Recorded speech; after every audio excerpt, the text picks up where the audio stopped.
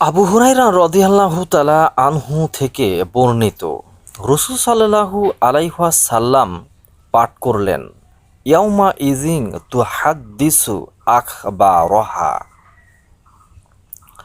সেদিন এ জমিন তার ওপর সংঘটিত সব ঘটনা বক্ত করবে এবং জিজ্ঞাসা করলেন, তোমরা কি জানো ঘটনাগুলো বক্ত করার অর্থ কী?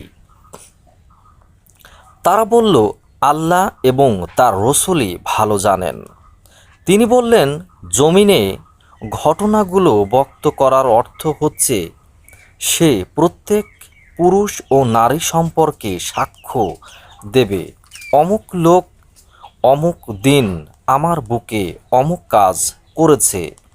জমিনের ঘটনাগুলো বক্ত করার অর্থ এটাই।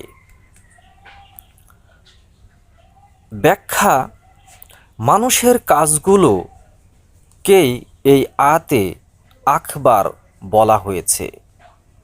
কত বড় ভয়ঙ্কর একটি হাদিস, যা ঈমানদারদের জন্য ভাবনীয়।